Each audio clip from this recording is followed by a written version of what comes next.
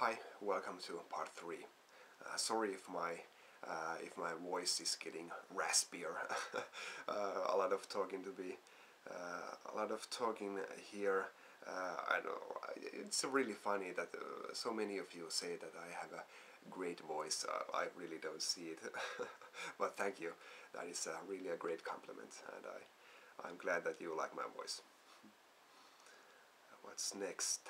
Anthony0425 asks, who would win in a fight, Mario or Wario? In a straight up fight, absolutely Wario. You know, just check out some Wario Land games. You know, he doesn't even care about the enemies. He just bumps into them with his big belly, whereas Mario dies if he touches enemies, so it's a no-brainer. What is your favorite game developed by Valve? Portal. That is excellent. Propel3453 asks, who is your favorite YouTuber? Now, not being biased in any way, but it is TV and Lust. You know, just check out his channel. You know, gaming at its finest. There's so much to be found there. You know, reviews and current affairs, and on top of gaming collections that, you know. Whereas my channel is mainly game collection, but you know, TV and Lust, he's got a great voice. You know, so laid back and just a cool guy. Red South City asks, I love the Nintendo 64 and I love shoot 'em ups. My question is Star Soldier the only shmup on the 64? It's close, but not quite. In Japan there were 2 games released that would qualify as shoot 'em ups. First is Desaemon 3D, which is, you know, Desaemon is a shoot 'em up do-it-yourself kit. There was one for Super Nintendo, I believe, and Sega Saturn, and one for Nintendo 64. And you know you can make the graphics there, the enemy patterns. You make shoot 'em up yourself. But there is also you know, standalone shoot 'em up sections there that you can play. You don't have to make it. You can play the games on the cartridge there. But you know, one of my favorite games on the Nintendo 64 is Baguretsu Muteki Bangayo. It has been released on the Dreamcast as well, but it was originally released for the Nintendo 64, made by Treasure, makers of Ikaruga and Radiant Silvergun, and it is absolutely fantastic. The best 2D graphics on the Nintendo 64 and the best shoot 'em up experience. So, Bangayo, get it. Travis Big Boy asks, how did you decide to make YouTube videos? Well, basically, Pete Dorr got me into it.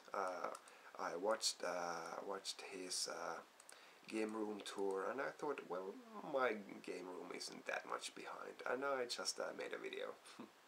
But naturally, his channel is phenomenally popular, and the premier YouTuber on gaming affairs, so kudos for him.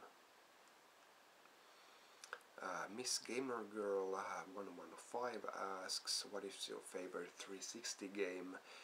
Elder Scrolls Oblivion. Favorite DS game? Maybe one of the Professor Layton games. I really like them.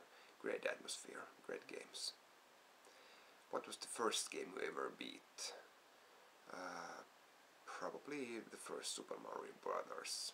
The last game you've beaten, at the moment, it is Assassin's Creed 2.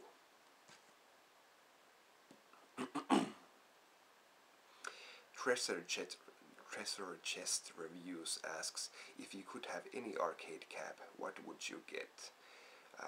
Well, you know, there are some crazy arcade cabinets out there, you know, shoot 'em up games with 4 players, and each one with a gun, you know, a proper gun there, and you know, Outrun 2 machines with 4 players, and all craziness, but you know, at the moment realistically I would like to have a driving cabinet.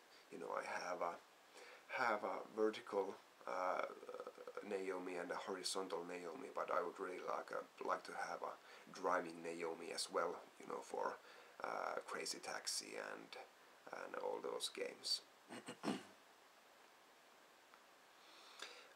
Gojordan1 asks, what is the most money you spent on one game and one system? Well, I'd have to say that the most expensive system I have is one of my Naomis there, which cost like 700 euros or $1,000.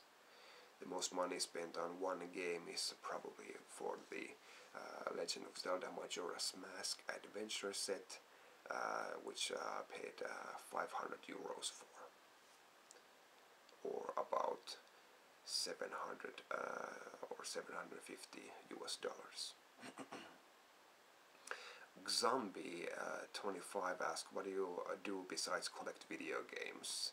Well, naturally I enjoy movies and TV series and stuff like that, but I really love Magic the Gathering, the collectible card game, the first of its kind, and still the best after 60 years, and I really love it. Kaumu83 asks, what are the games that you're looking forward to the most for 2010? Absolutely Super Mario Galaxy 2, Metroid the Other M, and hopefully the next Wii Zelda game comes out on 2010. So getting those three games in 1 year would be really special. BlueTonic78, as a fellow Nintendo 64 collector, I'd like to know what were the hardest and rarest games for you to find, and how much did you pay for them? Well, the Majora's Mask Adventure set is the rarest release ever on the Nintendo 64. Only 1,000 made, and only for Europe, and only for promotional purposes. And it was the 500 euros, so it is the most expensive Nintendo 64 game as well.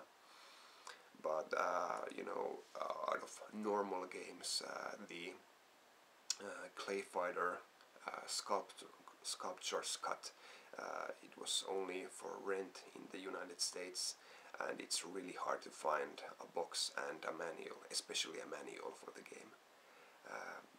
And I bought a game without the manual for $80, which was a real bargain.